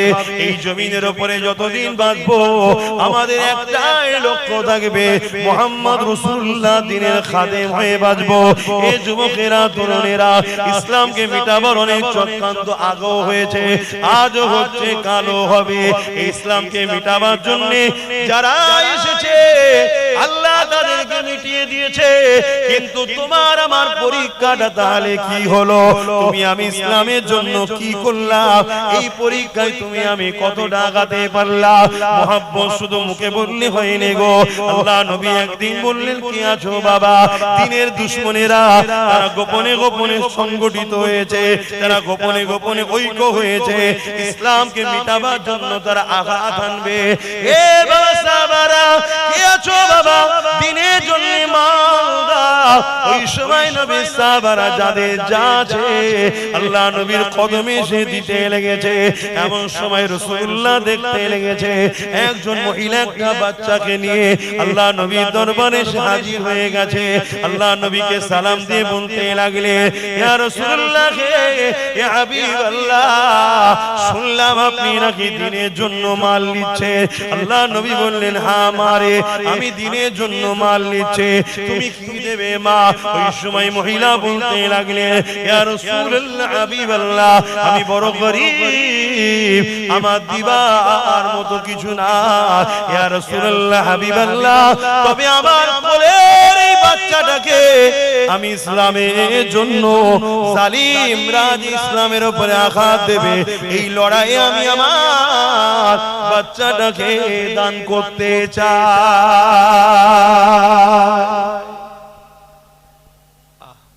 আর আজকের মায়েরা কি বলে? বাবা যাসনি ঝামেলায়, হ্যাঁ? অথচ এলাকার যখন জালিম নেতাটাকে কোন মা বলে নাকি যাসনি? কি গো, কি গো? যখন দিনের জন্য, ইনসাফের জন্য, মানবতার জন্য ডাকা হয়, নবী বংশের আওলাদ ডাকে, আলেমে হাক্কানীরা ডাকে, তখন মায়েরা অনেকে বলে না, বলে না, যাসনি বাবা, ঝামেলা, ঝামেলা, কেস খেয়ে যাবি বাবা। আরে মা বাচ্চাকে দিতে এসছে, হুজুর এটা নেন, আমি দান। আল্লাহ নবী বললেন, মা এই বাচ্চা নিয়ে লড়াইয়ের ময়দানে কি হবে? ওই সময় মহিলা বলেন, ইয়া রাসূলুল্লাহ, হাবিবাল্লাহ, আমি জানি এই বাচ্চা লড়াইয়ের ময়দানে না হাঁটতে পারে, না ছুটতে পারে, না লড়াই করতে পারবে, তবে হুজুর আপনি ফিরিয়ে দেবেন না, এই জন্য আমি বাচ্চাটাকে দিয়ে দিচ্ছি। ওই লড়াইয়ের ময়দানে জালিমরা তীর ছুড়বে, জালিমরা বল্লম মারবে, ইয়া রাসূলুল্লাহ, ইয়া হাবিবাল্লাহ, আমার বাচ্চাটাকে ঢাল হিসাবে ধরবে। জালিমদের তীর এসে আমার বাচ্চাকে লাগবে, জালিমদের তীর এসে আমার বল্ল বাচ্চাকে লাগবে, বল্লম এসে আমার বাচ্চাদেরকে লাগবে, আমার বাচ্চাকে লাগবে। ইয়া রাসূলুল্লাহ, হাবিবাল্লাহ, আমার বাচ্চাটাকে ঢাল বানিয়ে দেবে। এ যুবকেরা, তরুণেরা, আল্লাহ নবীর চোখে পানি এসে গেল। মা আপনি ইসলামকে এত ভালোবাসে, আল্লাহ রাসূলকে এত ভালোবাসে, মা আমি দোয়া করি আল্লাহ আপনার বাচ্চা নেক হায়াত দিক, বড় হয়ে আল্লাহ তাকে যেন মুজাহিরে ইসলাম বানায়। মা আমি দোয়া করি, তবে মা জান এই বাচ্চাকে কবুল করলাম, তবে কিন্তু এই বাচ্চা বড় হয়ে দিনের জন্যই লড়বে। কি তারা মহব্বত করেছে। আর আজকে কি বলা হচ্ছে? আর আজকে বলা হচ্ছে তোমরা সংগঠিত হও, যারা দিনকে মিটাতে চাইছে যে পাওয়ারে, সেই পাওয়ারটা না দিয়ে কেড়ে নাও, নিজেরা সেই পাওয়ার তৈরি করো। এতটুকু কাজ বলা হচ্ছে। এরপরও আমার জাতের অনেকে এখনো দিনের দুশমনদের কাছে দুনিয়ার সামান্য কিছু লিবার জন্য তাদের সাথে এখনো দুসাদ দিচ্ছে না। ভাবতে হবে ঈমান অত সহজ জিনিস নয়, ঈমান অত সহজ জিনিস নয়। আল্লাহ আমাদেরকে হিদায়াত করেন, বুঝার তৌফিক দেন। বলুন আল্লাহুম্মা আমিন। কিছু বলবেন নাকি?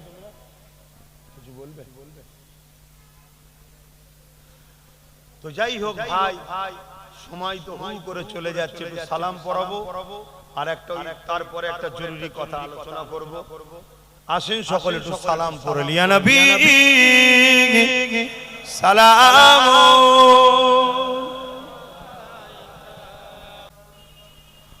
পড়িল আল্লাহ আরো বাণী পোহালো দুঃখে রজনী হইল জগৎ অনুরানী আমিনার নয়নের মনি ইয়া নবী সালাম ইয়া রাসূল ইয়া হাবিব সালাম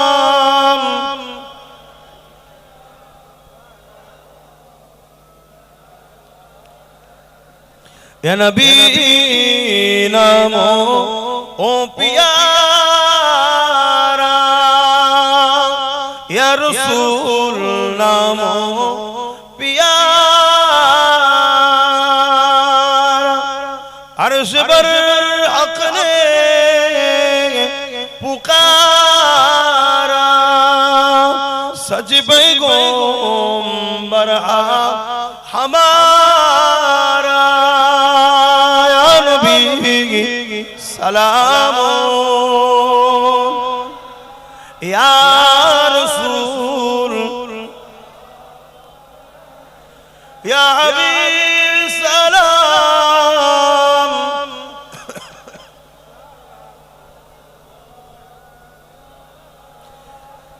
या नबी मदीना होते सब কিছুই পারে বলুন বলুন দেখতে পাই তো নবী মানেন তো হ্যাঁ আমার রাসূল কে আল্লাহ দেখার ক্ষমতা দিয়েছে জোরে বলুন সুবহানাল্লাহ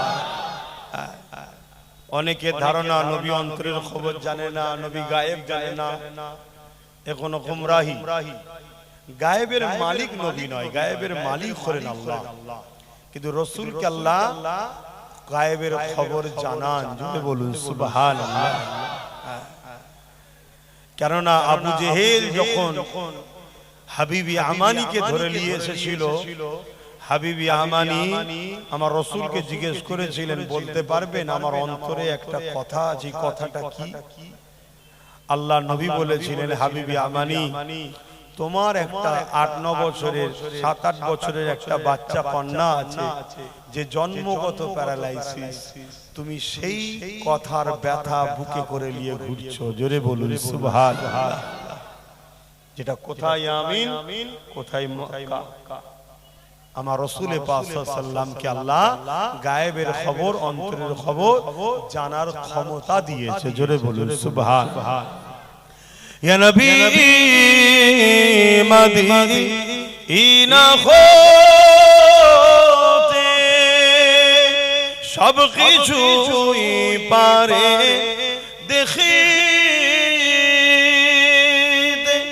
মোদের লাশ কবরে রাখিলে লইবেন আপন করে নবী সালাম ইয়া রাসূল ইয়া হাবিব সালাম সালামাতুল্লাহ আলহামদুলিল্লাহ আল্লাহ আমাদের সালামকে কবুল করে বলুন আল্লাহুম্মা আমিন একটা ছোট্ট কথা জিজ্ঞেস করছি নিশ্চয়ই অনেক দিন থেকেই তো আপনারা জানেন আমার ওয়াজ নসিহতকে কাটিং করে এডিট করে বা নতুন করে এআই করে নানা রকম চক্রান্ত চলছে তার মধ্যে একটা বক্তব্য আমি সব জায়গায় গিয়েই বলছি এখানেও বলছি আমার একটা ছোট্ট ভিডিও বাজারে ছেড়েছে, সেটিখানে শুধু এতটুকু কথা দিয়েছে যে আমি আব্বাস সিদ্দিকী বলছি, যদি কেউ টিএমসি কে ভোট দেয় তার ঈমান চলে যাবে, তার আগেও দেয়নি পরেও দেয়নি। এটা নিয়ে সমাজ একটা বিভ্রান্তি হতে পারে না, পারে না, সাধারণ মানুষ বুঝতে অসুবিধা হতে পারে না, পারে না। তাই এই বিষয়টা একটু খোলাসা করে দিয়ে দোয়া করব। শুনতে চান তো নাকি? সাক্ষী দিয়ে বলুন, শুনতে চান তো? হাত নাবান, একটু গায়ে গায়ে চেপে চেপে বসুন। দরুদ শরীফ আল্লাহুম্মা সাল্লি আলা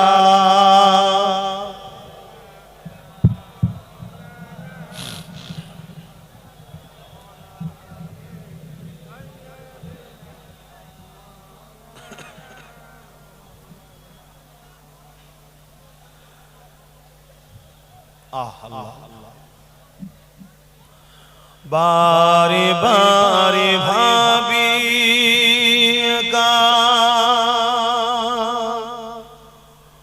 বসে নিরালাই রে, পাখি গলে উড়ে যেতাম সোনার মদিনায় রে, সোনার মদিনায় রে। বারে বারে ভাবি একা বসে নিরালাই রে, পাখি হলে উড়ে যেতাম সোনার মদিনায় রে, সোনার মদিনায় রে। বুলবুলিরা কোথা যাও, কোথা যাও রে যে, আমার সালাম পৌঁছে দিও নবীজি রওজায় রে, নবীজি রওজায় রে। বারে বারে ভাবি একা বসে নিরালাই রে, পাখি হলে উড়ে যেতাম সোনার মদিনায় রে, সোনার মদিনায় রে। আল্লাহুম্মা সাল্লি আলা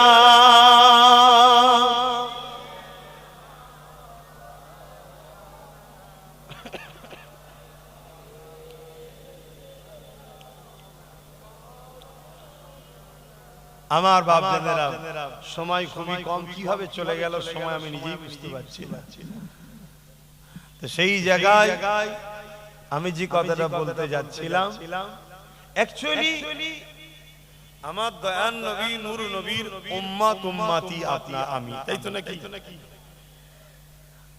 এবং মুজাদ্দিদুল জামান দাদা হুজুর রাহমাতুল্লাহ আলাইহির সিলসিলার অনুসারী হিসাবেও তো আপনাদেরকে বোঝানো দরকার, ঠিক না? ঠিক না? যে আমার ভাইগুলো যদি গুনাহ করেও ফেলে, আল্লাহ বলেছেন গুনাহগারদের maaf করবেন, বলুন সুবহানাল্লাহ। কিন্তু বেঈমানকে কি maaf করবে?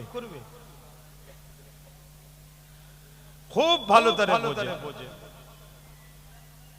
হাদিস পাকের মধ্যে আছে, আল্লাহ রাসূল বলছেন, মুসলিম শরীফের হাদিস, অন্যায় দেখলে হাত দিয়ে রোকো, অর্থাৎ অন্যায়কে হতে দিও না, হাত দিয়ে রুখে দাও, অন্যায়কে খতম করো। যদি হাত দিয়ে রুকার আপনার ক্ষমতা না থাকে, কমসে কম আপনাকে মুখ দিয়ে অন্যায়ের প্রতিবাদ করতে হবে। যদি মুখ দিয়ে প্রতিবাদ করার ক্ষমতা নাও থাকে, কমসে কম অন্তর থেকে ঘৃণা করে দূরে সরে যেতে হবে। আরে ঘৃণা করে দূরে সরে যাবার পরই রাসূল তার হাদিসের শেষ অংশে বলছে, এই লক্ষণটা হলো খুব দুর্বল ঈমানের লক্ষণ। কোনটা? অন্তর থেকে ঘৃণা করা, কিন্তু ঈমান আছে, কিন্তু দুর্বল ঈমান। অর্থাৎ কোন অন্যায় দেখলেই তিনটের মধ্যে যে কোনো একটা লক্ষণ যেন আপনার মধ্যে পাওয়া যায়। নাম্বার 1 হাত দিয়ে রোকো। যদি হাত দিয়ে রোকার লক্ষণ না থাকে কমসে কম মুখ দিয়ে প্রতিবাদ করো। প্রতিবাদেরও লক্ষণ যদি না পাওয়া যায় অন্তর থেকে ঘৃণা করো। এই তিনটের মধ্যে যদি কোনো লক্ষণ তোমার মধ্যে না পাওয়া যায় রাসূল বলছে তার মধ্যে ঈমান নাই। কথা বুঝে আসছে তো? এটা কার কথা? আমার না হাদিস? এটা জোরে বলুন। মুসলিম শরীফের হাদিস। দ্বিতীয় হাদিস মিশকাত শরীফের। আল্লাহ রাসূল বলছেন কোন মুসলমান যদি কাউকে দেখে জুলুম করছে, সেই জালিম জানার পরও কোন মুসলমান যদি তাকে এই নিয়তে সাথ দেয় তার যাতে শক্তিটা আরো বাড়ে, জুলুম করার শক্তি আরো বাড়ে, আল্লাহ রাসূল বলছে এই মুসলমান ইসলাম থেকে বেরিয়ে যায়। যে ইসলাম থেকে বেরিয়ে যায় তার ঈমান থাকে। এবারে চলে আসো। অ্যাকচুয়ালি আমি বুঝিয়েছি এটা অনেক আগে, সেটা অনেকে কাটিং করে আর করে বিভিন্ন প্রজেক্টরের মাধ্যম দিয়ে দেখিয়েছে। পুরোটা দেখাই না কেন? পুরোটা দেখালে যারা দেখাচ্ছে তারা নিজেরাই ধরা পড়ে যাবে। ওই জন্য শুধু এইটুকু দেখিয়েছে। অ্যাকচুয়ালি আমি বলেছিলাম ওয়াকফকে নিয়ে। ওয়াকফ কি আমাদের ধর্মীয় সম্পদ নয়? উৎসর্গ করে দেওয়া একটা সন্তানের জন্য হয়, একটা আল্লাহর খুশির জন্য, আল্লাহর রাস্তায়। মোটেই আল্লাহর প্রয়োজন নেই তোমার ধন দৌলতে, কিন্তু আল্লাহর রাস্তায় উৎসর্গ করে দাও এজন্য যাতে আল্লাহ আমার উপর খুশি হয়, নেকি পাই, কামিয়াবি আমি পাই। এটাকে বলা হয় ওয়াকফে লিল্লাহ, আল্লাহর জন্য উৎসর্গ করা। এই আল্লাহর জন্য উৎসর্গ করা ভারতবর্ষে কম বেশি 29 লক্ষ বিঘে জায়গা দীর্ঘ হাজার হাজার বছর ধরে চলে আসছে।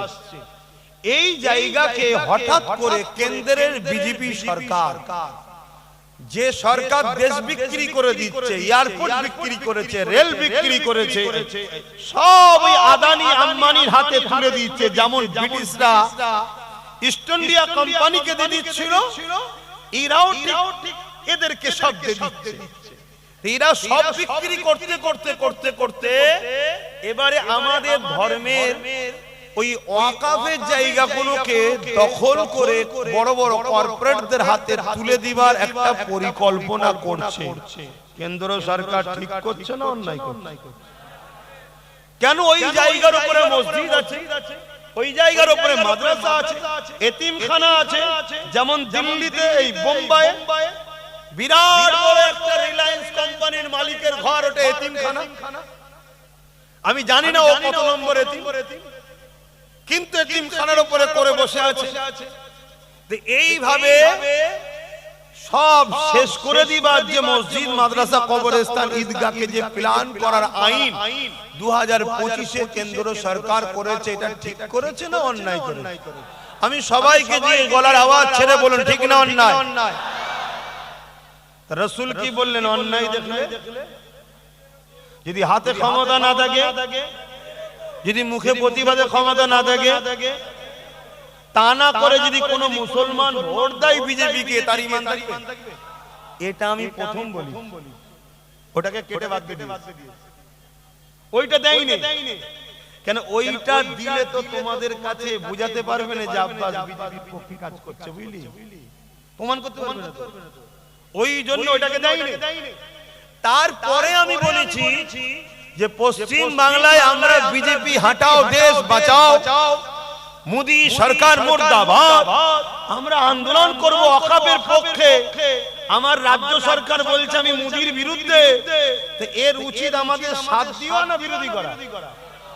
উপরন্তু দেখছি এ আমাদের লোকেদেরকে ধরে ধরে জেল দিচ্ছে যারা আন্দোলন করছে ওয়াকফ বাঁচাবার জন্য। হাত্তাকে নবী বংশের ছেলে নওশাদকে পর্যন্ত ওয়াকফের জন্য আন্দোলন করতে না ভাই, তাকেও জেল দিয়েছে। অনেক জায়গার ছেলে জেল খেটেছে। ভাঙরের তো 3500-এর উপরে ছেলের নামে কেস দিয়েছে। কেন? তারা মসজিদ, মাদ্রাসা, কবরস্থানের জন্য নামলো, কেন্দ্র সরকারের বিরুদ্ধে বললো। তাহলে এ সরকার কেন্দ্র সরকারের দুশমন না বন্ধু? দ্বিতীয় নম্বর কথা, এই সরকার আজকের দিনে বিজেপি যে আইনটা করেছে ওই আইনকে 2025 ওয়াকফ কালা কানুনকে রাজ্য সরকার মেনে নিয়েছে হাকি না? জোরে বলবেন। তাহলে ও মসজিদ মাদ্রাসা ভাঙার আইন করেছে, এই আইনকে সাপোর্ট করেছে, তাহলে মসজিদ মাদ্রাসার এর পক্ষে না বিরুদ্ধে? বিপক্ষে। কেন? ও যে আইন করেছে এও সে আইনকে সাপোর্ট করেছে, তাহলে ও যেমন অন্যায় করেছে এ অন্যায় করলো না? তাহলে অন্যায় দেখলে রাসূল কি বলছে? একটু আওয়াজ দিয়ে বলো। যদি হাতে ক্ষমতা না থাকে, কিন্তু এখনো হাতে ক্ষমতা আছে না নাই? এখনো হাতে ক্ষমতা আছে না নাই?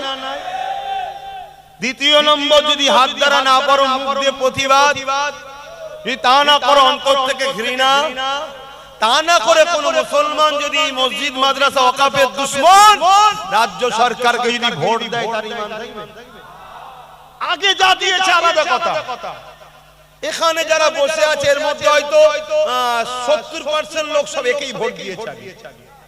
কেন? তখন এর বিরোধী করেন তো, তখন ভোট দিয়েছেন, ওটা আলাদা ব্যাপার ছিল।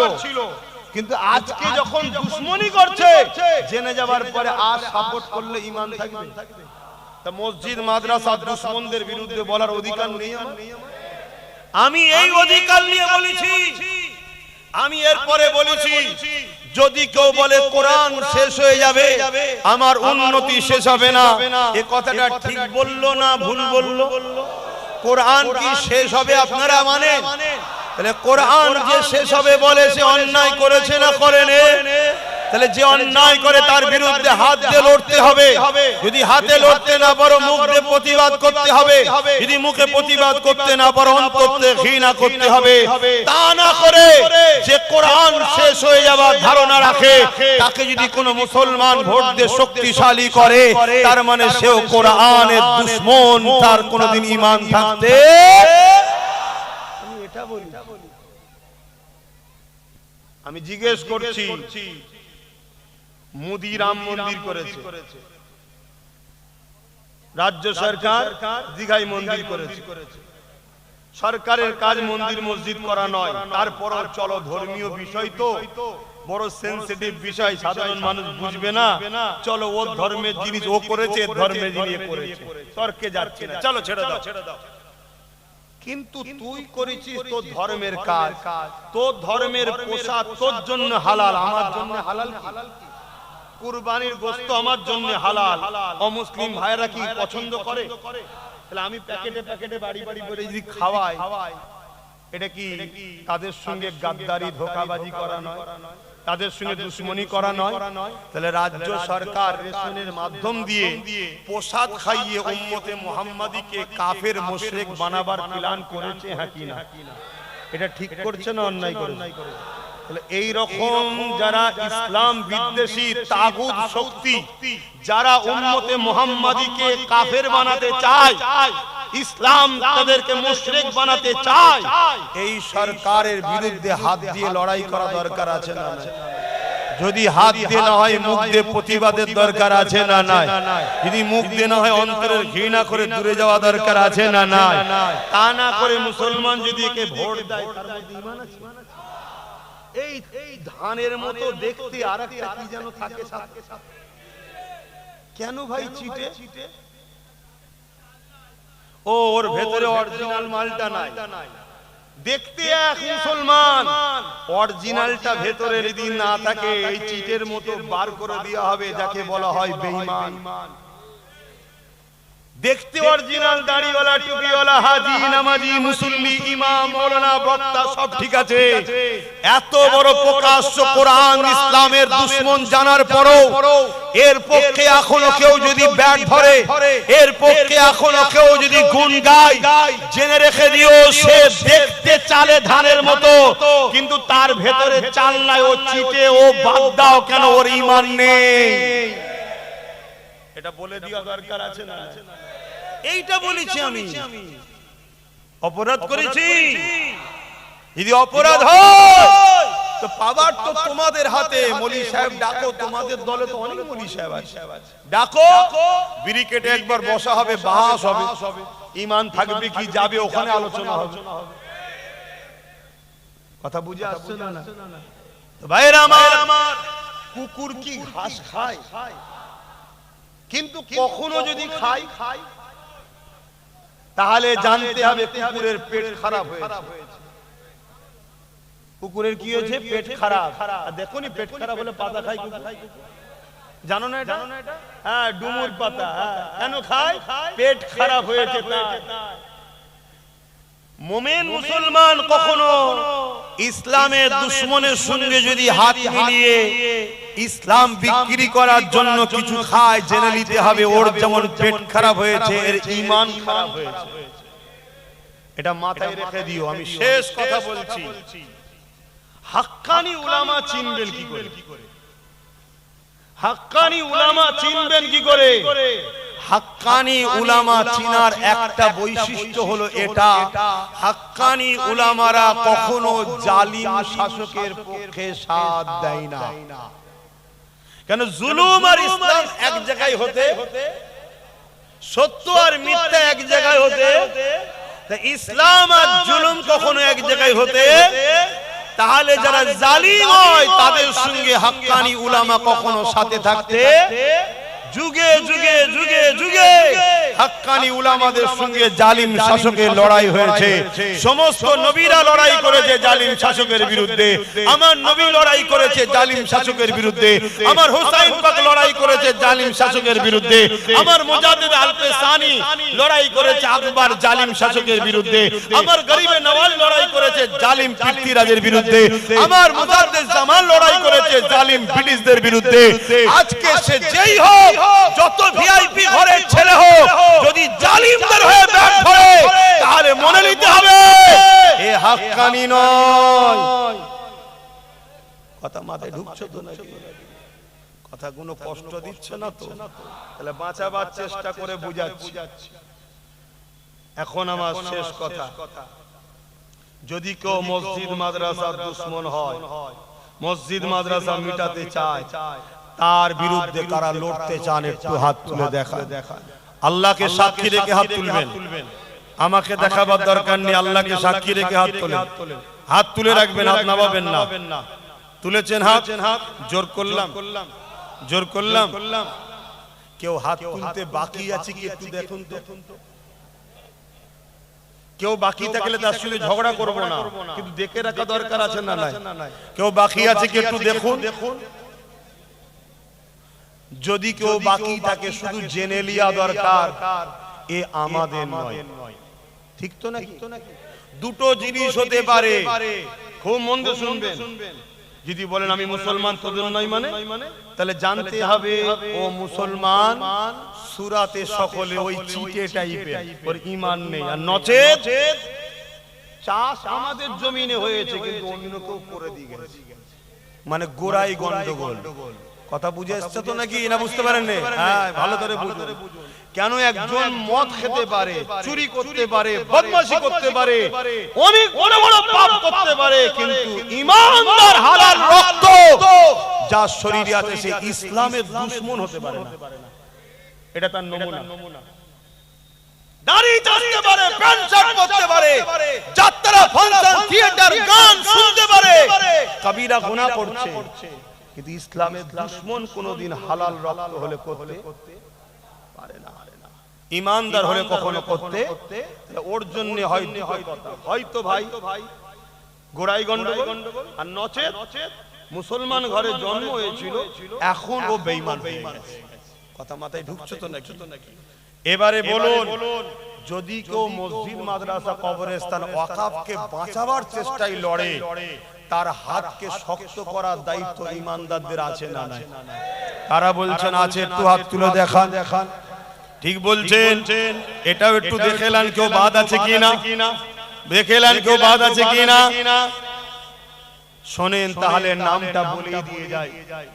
মুজাদ্দিদুল জামানের আওলাদ, নবী বংশের আওলাদ পীরজাদা নওশাদ সিদ্দিকী ওয়াকাফকে বাঁচাবার জন্য সুপ্রিম কোর্টে এখনো লড়াই চালাচ্ছে, কেস চালাচ্ছে। তাহলে মসজিদ মাদ্রাসার পক্ষে যখন ও লড়ছে, ওর হাতকে শক্ত করে ওর পাশে আমাদের দাঁড়ানোর দায়িত্ব আছে না? কারা বলছেন আছে? আর একবার হাত তোলেন। আল্লাহ এই হাতকে কবুল করে, বলুন আল্লাহুম্মা আমিন। এবারে কারো মাথায় ঢুকছে না তো হুজুর ডাইরেক্ট হয়ে গেল না? এরা মনে হচ্ছে নাকি হুজুর ওটা অন্য জায়গায় বললে হতো, জলসার মাহফিলে আবার পীরের দরবারে হুজুর বলে ফেললেন ডাইরেক্ট হয়ে গেল। আর ডাইরেক্ট ইনডাইরেক্ট কি আছে? ইফতার পার্টিতে বেরুজাদার শয়তানদের নিয়ে হুড়োহুড়ি করা হচ্ছে, নবী দিবসের ব্যানারটা নিয়ে নবীর দুশমনদের মেম্বারে তুলে হুড়োহুড়ি করা হচ্ছে না? রেড রোডে কোন মুসলমান মেয়ে ঈদগাতে যেতে পারে না, আর রেড রোডে যে সেখানে রাজনীতি হচ্ছে না। ও তার বেলায় সমস্যা নয়, আর নবীর মেম্বারে বসে নবীর খানদানের ছেলে আরেকটা নবীর আওলাদের হয়ে বলবে, তার উদ্দেশ্য কি? সে মসজিদ মাদ্রাসার হয়ে লড়ছে। আব্বাস সিদ্দিকী ভুল করছে? যদি ভুল হয় জানতে হবে তোমারও গন্ডগোল হচ্ছে। তাই তোমাকে ওদের বিরোধী লাগে না, আমাকে বিরোধী লাগছে। আসো, আমার বক্তব্য ক্লিয়ার। যে পাওয়ারে ওরা আমার মসজিদ মাদ্রাসা দখল করছে, ওই পাওয়ার আমরা দখল করে আবার কেড়ে নেব। পারবো না? পারবো না ইনশাআল্লাহ বলুন। ইতিহাসে একটা মসজিদের নাম আছে আয়া সুফিয়া। জানো? এই আয়া সুফিয়াকে দখল করে নিয়েছিল জালিমরা। আল্লাহ আবার আমাদেরকে ফতে দিয়েছে, আমরা আয়া সুফিয়াকে আবার উদ্ধার করে নিয়েছি। ইসলামে একটা মসজিদ আছে, মসজিদে আকসা, বারবার জালিমরা দখল করেছে। আবার আমাদেরকে আল্লাহ যখন ক্ষমতা দিয়েছে, আবার আমরা ফিরিয়ে নিয়েছি।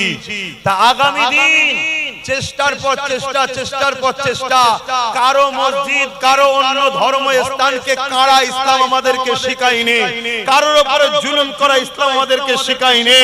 কিন্তু আমার উপরে জুলুম যারা করছে তাদের ধর্মীয় পরিচয় আমি চিনি না। কেন? আমার লড়াই হিন্দুর বিরুদ্ধে নয়, আমার লড়াই আদিবাসীর বিরুদ্ধে নয়, আমার লড়াই খ্রিস্টান, দলিত, শিখ, পাঞ্জাবি, মতুয়া তাদের বিরুদ্ধে নয়। আমার লড়াই হলো জালিম সংবিধান বিরোধী শাসকদের বিরুদ্ধে, যারা সংবিধানের বিরুদ্ধে গিয়ে আমার ধর্মকে মিটাতে চাইছে। সংবিধান বলেছে মসজিদ মাদ্রাসা ওয়াকাফ মুসলমানদের মুসলমানরা দেখবে, হিন্দুদের দৌবত্ব হিন্দুরা দেখবে, আদিবাসীদের জঙ্গল আদিবাসীরা দেখবে, জাত জাত দেখবে। আমার যখন মসজিদ মাদ্রাসাকে সংবিধান বিরোধী ভাবে গিয়ে কেউ দখল করছে, সংবিধানেরই দেখানো রাস্তায় আমরাও রাজপথ তৈরি করে আমরা আমাদেরটাকে কেড়ে নেব সংবিধানের রাইট অনুযায়ী। এটা আমাদের করা দরকার আছে না নাই? হাত তুলে বলো, আছে না নাই? আল্লাহু আকবার।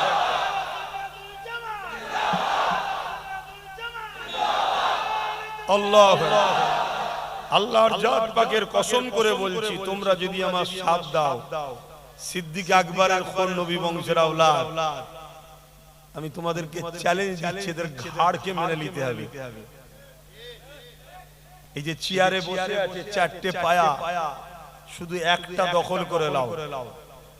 শুনছেন? যেই বসবি আমার অকার উদ্ধার করে দিবি, কি বল? তবে বসবি, নাই বসতে দেবো না। শুনছেন? মুখে বলবো যে হ্যাঁ না, ওই যে বসবে সে বলেছিল 10,000 মাসা দেবো, দিয়েছে। উজন মাদ্রাসা ভাঙছে দুর্গাপুরে। আবার বলছে মিড ডে মিলের খাবার রাস্তার কুকুরের বাচ্চাকে দেবো, তো মুসলমানদের মাদ্রাসার ছেলেকে দেবো না, বলেছে না? বলেন। আচ্ছা, আমাদের জন্যই চলছে তো।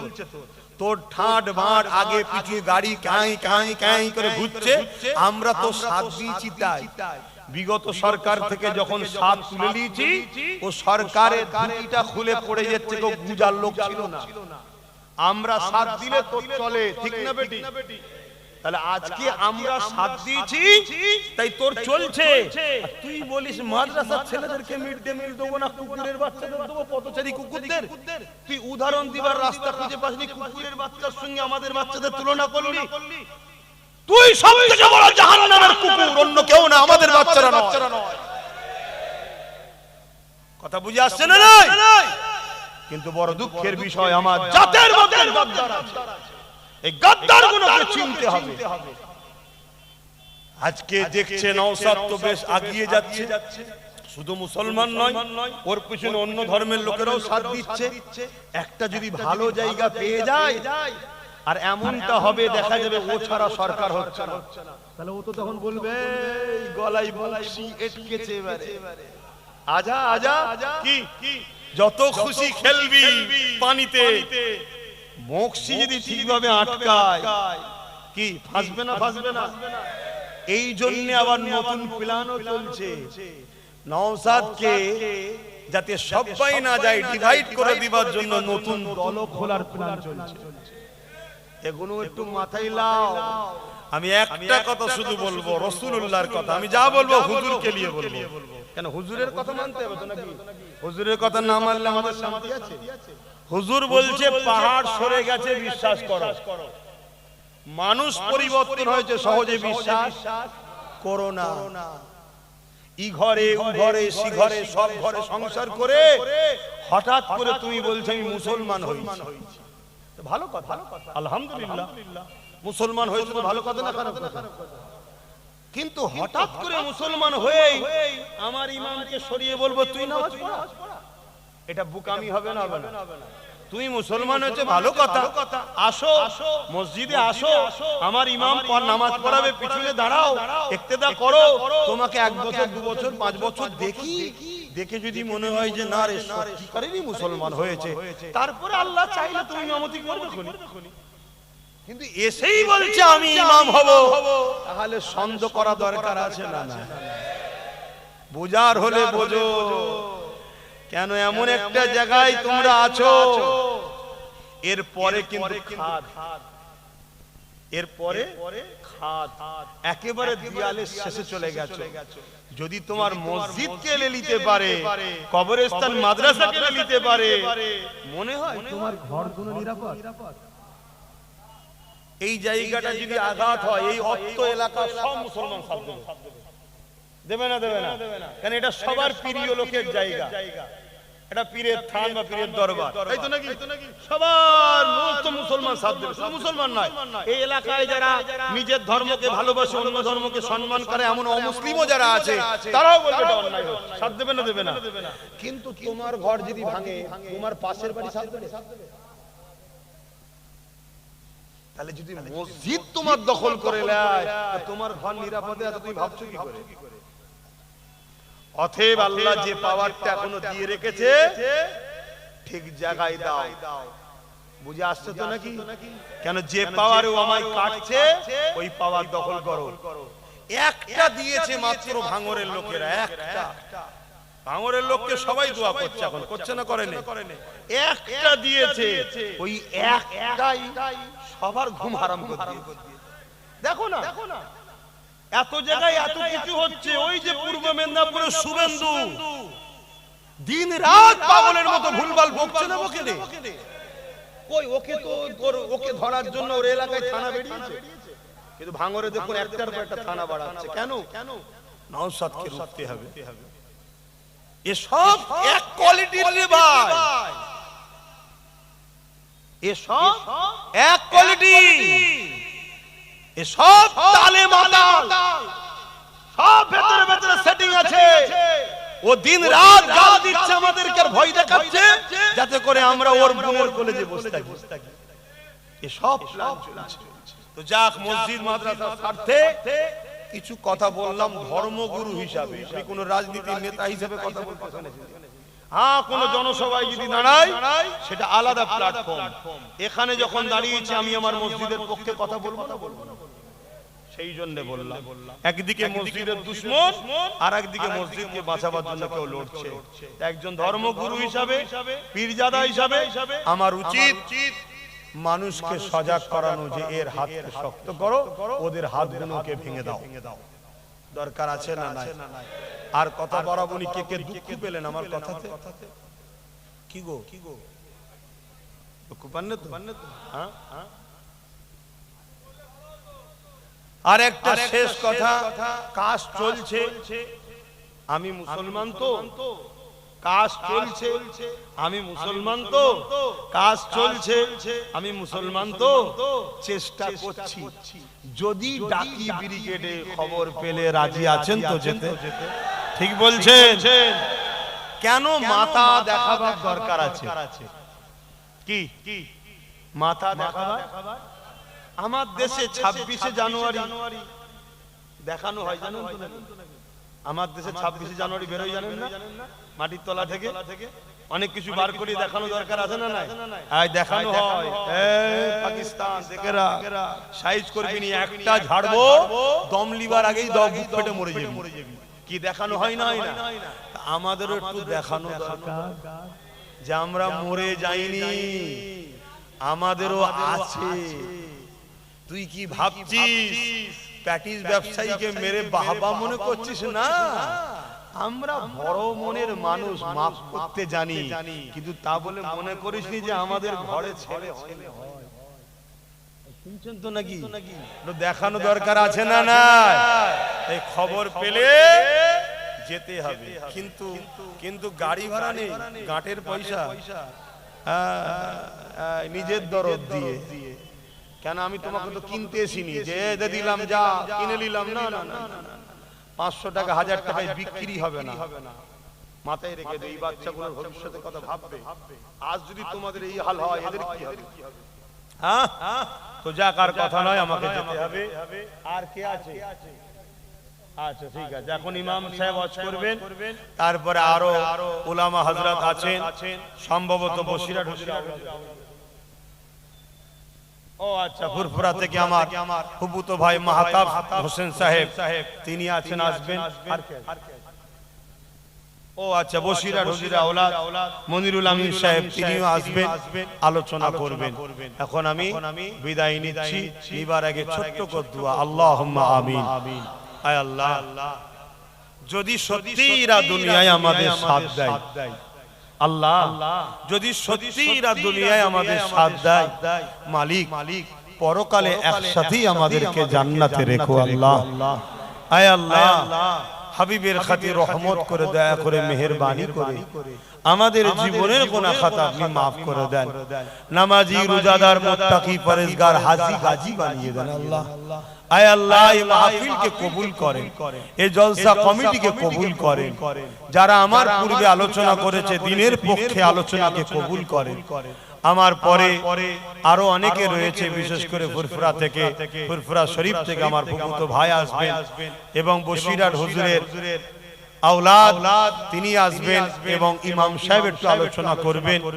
আল্লাহ এই সব আলোচনাকে কবুল করলেন, আল্লাহ সুস্থভাবে সবাইকে ঘরে যাওয়ার তৌফিক দেবেন। আল্লাহ আল্লাহ, এই জায়গাকে আপনি কবুল করেন, ওয়াকাফকে আপনি হেফাজত করেন, ওয়াকাফের দুশমন যারা তাদেরকে ধ্বংস করে দেন আল্লাহ। আল্লাহ কেন্দ্র ও রাজ্যকে জালিম হুকুমতের হাত থেকে হেফাজত করেন। হে আল্লাহ, যারা এখনো ভেতরে ভেতরে হোক প্রকাশ্য হোক এই জালিম অত্যাচারীদেরকে ক্ষমতায় আনার চেষ্টা করে, আল্লাহ তাদের চক্রান্তকে ব্যর্থ করে দিন আল্লাহ। আপনি আমার ভাই নওশাদকে কামিয়াবি দান করুন আল্লাহ। আল্লাহ আমার নলেজকে আপনি কবুল করলেন আল্লাহ। এই গরিব দুঃখী অসহায় ভাইদের রুজিতে কারবার ব্যবসা বাণিজ্যে বরকত দেন। বিভিন্ন রাজ্যে আমার ভাইয়েরা গিয়ে মার খাচ্ছে আল্লাহ, যারা আমার ভাইদেরকে মারছে আল্লাহ আপনি তাদের বিচার করেন আল্লাহ। আমার ভাইদের জান মাল ইমানের হেফাজত করেন আল্লাহ। আখেরি দোয়া তো হবে, আমি এতটুকু দোয়া চাই মালিক, দুনিয়ায় আমাদেরকে একসাথে রাখেন, পরকালে একসাথে জান্নাত নসিব করেন। বহুত ভাই পরিবর্তন হয়েছে, বিগত দিন এদিক ওদিক ছিল, আল্লাহ তাদেরকে মাফ করে দেন। এখনো যারা আসেন আসার তৌফিক দেন, যেগুলো হিদায়াত হওয়ার নয় আল্লাহ আমাদের রাস্তার কাঁটা পরিষ্কার করে দেন আল্লাহ। আমিন আমিন আমিন। আল্লাহ আপনার ভরসায় চলি, আপনার হাওয়ালায় থাকি, আপনি ছাড়া আমার কেউ নেই। হাসবুনাল্লাহু ওয়া নি'মাল ওয়াকিল, নি'মাল মাওলা ওয়া নি'মান নাসির। আল্লাহ আপনার কাছে সাহায্য চাই, আপনি আমার জন্য যথেষ্ট। ঈমানের জান মাল হিফাজত করবে আল্লাহ। আমিন সুম্মা আমিন বরহক লা ইলাহা ইল্লাল্লাহ লা ইলাহা লা